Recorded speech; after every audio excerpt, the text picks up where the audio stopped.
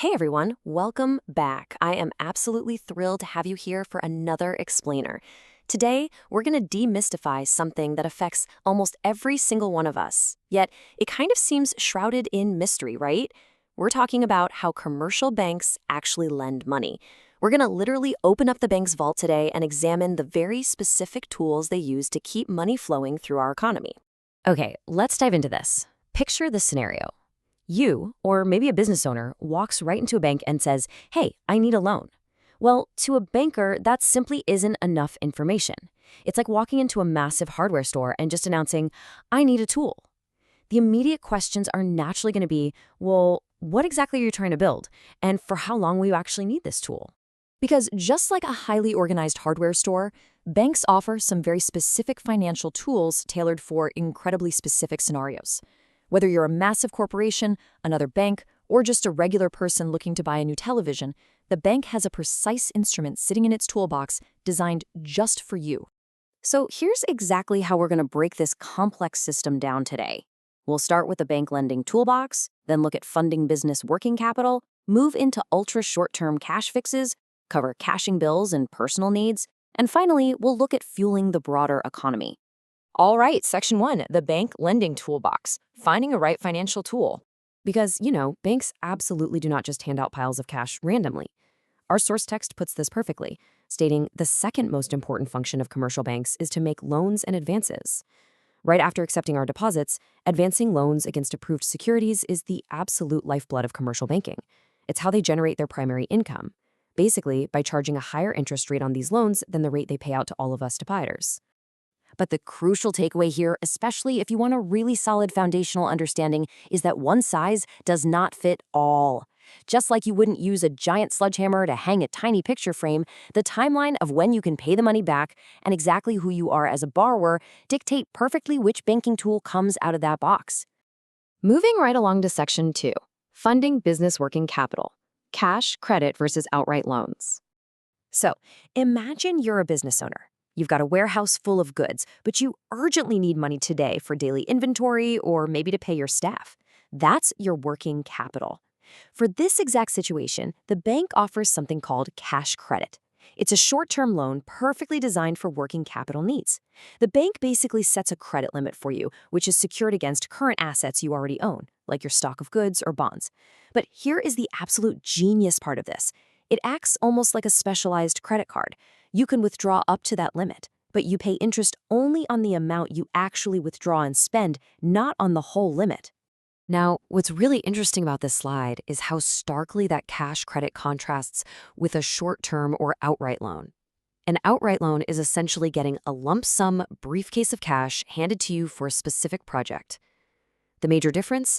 With an outright loan, that interest meter starts running instantly on the entire sanctioned amount from day one, regardless of whether you've actually spent it all yet or not.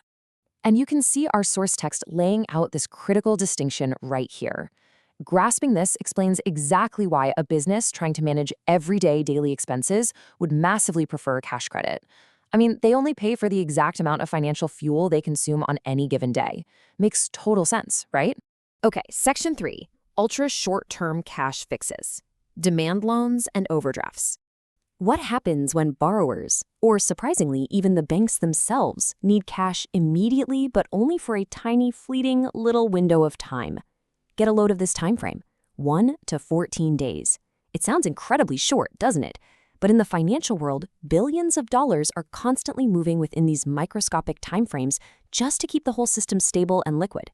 For these super rapid turnaround needs, banks use demand loans, which are also known as money at call. These are loans that can be literally recalled by the lending bank at absolutely any time. And they are primarily used for interbank transactions. Yeah, banks actually lend money to each other. It's kind of like asking your neighbor to borrow a cup of sugar, except that cup of sugar is, $100 million. If it's lent out for just one single day to cover overnight needs, it's called call money. If it exceeds one day, it becomes notice money. The sheer scale of these ultra-short tools is pretty mind-blowing. But what about an ultra-short-term fix for an everyday customer? Well, that's where the overdraft facility comes in, and this is usually attached to a current account. Unlike a regular loan that absolutely requires approved security and charges interest on a full outstanding amount, an overdraft lets you just withdraw money in excess of what's actually in your balance. And there's no security required. But there is a catch. You pay interest on the daily debit balance, and that interest rate is going to be very high. So it's a convenience tool for sure, definitely not a long-term strategy.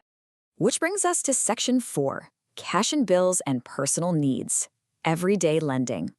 Let's bring our focus down from the big banks to everyday merchants. Imagine a merchant holding a bill of exchange, which is basically a guaranteed IOU from a debtor, but it doesn't actually pay out for another 90 days. The merchant is impatient. They really need that cash today to keep the business running. Well, the bank steps in and essentially buys that bill. This is called discounting of bills of exchange. They give the merchant immediate cash, but they deduct a small cut, their rate of interest, for the trouble. Then, when those 90 days are up, the bank just collects the full amount from the debtor. Everyone gets what they need. And finally, for the everyday consumer, we have the personal loan. This is your classic outright loan, usually taken out for less than a year. Our sources give some highly relatable examples here. Maybe you need it to finance a small bit of working capital. Maybe you've got to pay a totally unexpected medical bill. Or, maybe you just really want to purchase a brand new television. When regular folks need a specific lump sum for an everyday item, the personal loan is exactly the tool they reach for. All right, our final stop, Section 5, Fueling the Broader Economy, How Loans Create Credit. Now, let's tie all of these incredibly diverse banking tools together into one grand, frankly, mind-blowing economic concept. And this brilliantly illustrates the whole process. When a bank grants a loan, whether it's a cash credit for a business, an overdraft, or a personal loan for that new TV, they don't usually hand you a physical stack of cash. Instead, they literally just open a deposit account in your name and credit the amount there. This action generates what is called a secondary or derivative deposit. Let me actually read this direct quote from the text because it is essentially the ultimate magic trick of commercial banking. Every loan creates a deposit, and the creation of a derivative deposit means creation of the credit. By handing out all these various loans we just talked about, banks aren't just moving existing cash from one vault to another, they are actively creating new credit, literally new purchasing power within the economy. So, I want to leave you with this provocative thought as we wrap things up today. By systematically advancing these diverse, highly specific loans out of their toolbox, commercial banks aren't just storing our money. Are they actually the primary creators of the money supply in our modern economy? It completely changes how you look at that bank building on the corner, doesn't it? Thank you so much for joining me to unlock this topic today. Keep questioning, keep learning, and I will see you in the next explainer.